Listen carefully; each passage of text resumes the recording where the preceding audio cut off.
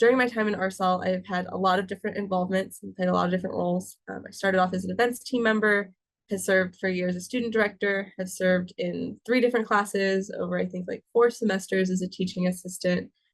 I've been able to attend the Naval Academy Leadership Conference. And I think another really big point of growth for me within RSL was the ethics and engineering competition.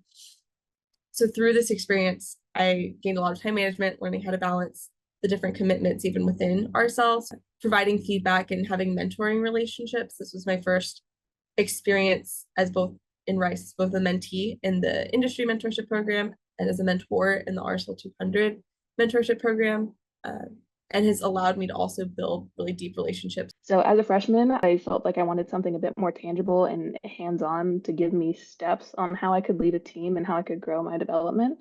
And so in the spring, I started a project team with SEDS, the Students for the Exploration and Development of Space chapter here at Rice. And something I noticed within SEDS is a lot of the student leaders that I really admired all had one thing in common, and it's that they were training with RSL.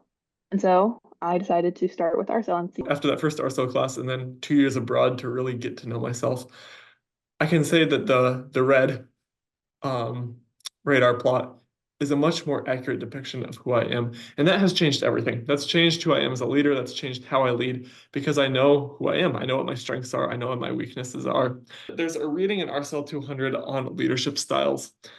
The different types of leadership styles, some of which are very effective, some of which are not. And I found that my dominant style was pace setting, which for my entire life I had assumed was a good thing. Pace setting essentially means that you lead by example, working really hard and expecting others to follow as you get down in the trenches with them. And what I learned, though, from this article is that it ultimately can alienate team members because you're not as approachable.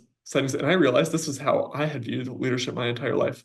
And I saw that as I didn't get my hands in other people's business, but really served as a leader, as a facilitator, as someone willing to help others, that it really changed the dynamic. And that's honestly one of the biggest successes that I think I've had here in the Rice Center for Engineering Leadership is understanding the value of relationships and understanding how investment in people and investment in mentorship and investment in communication can ultimately be worth so much more than just getting the technical work done faster. I think that something I was really able to lean on was RSL 450 and the project management techniques we learned there. And so wanting to be able to bring those to my team to effectively manage our project as we went on through the year. Global task management was something that I really didn't consider as important. And then now for every key task, especially as timelines get thin, I want to see a work breakdown structure and I want to see a critical path diagram. I think the main reason why I was able to be so effective with interviewing so many different PIs, I had prior experience from Let's Do Lunch and talking with professionals, and from my Sally Port interview, where I talked with an electrical engineer who had gone into medical devices. And then finally, I believe that I was able to market myself better due to the prior experience I had in resume workshops. Where I saw growth was motivating and inspiring others. I think that this really began to get more brought out of me in RSL 450 or in RSL 400 with the vision presentation. This is something that I was not very comfortable with and hadn't done in the past. I'd given some presentations like this one with slides, but had never really had to, inspire an audience or really bring somebody to be on my cause in a way that a leader would. One big piece of RSL that I've enjoyed is the regular reflection. That's helped me sort of establish that within my own life to understand how I can orient myself to my own goals. And so particularly with RSL 241, timing that with my last internship at NASA was very helpful. I was debating whether or not I wanted to try to go to grad school or whether or not I wanted to try to convert to full-time with NASA. And that reflection during that process was very helpful. I think I didn't realize how much I took out of RSL until I started reflecting back on it.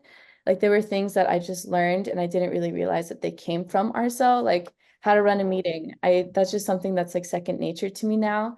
But then I was thinking back, I was like, oh, actually, I learned how to do that in an RSL class. So RSL has been integral in providing me with opportunities to both grow personally and professionally, but has also been really helpful in supporting me in roles that I've served in outside of RSL. Looking at my involvement with crew and my involvement with senior design, a lot of the skills and things that I brought to that team were because of RSL. And I felt like I could come to RSL professors with problems or good news about any of these things as I went through my time at Rice. When you're in classes like finite element analysis or vibrations, they're not going to tell you how to be a team player. They're not going to tell you how to develop emotional intelligence. They're not going to teach you the best ways of giving and receiving feedback or conflict resolution techniques. They're just going to put you in a group for the final project and say, this is your exercise on how to work on a team. And I don't think that's enough.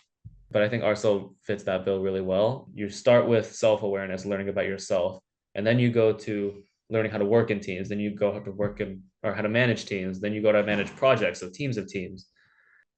To put it succinctly, the reason why I wanted to start RSL is because you get very necessary skills from it that you don't learn in the classroom. I want to also thank all of you for all of your help through these past 6 years. It's been an incredible growth opportunity, and I can't say enough thank yous for how much you've helped me grow, understand who I am, and understand what my potential is. Yeah, life is moving so fast, but in all the most exciting ways.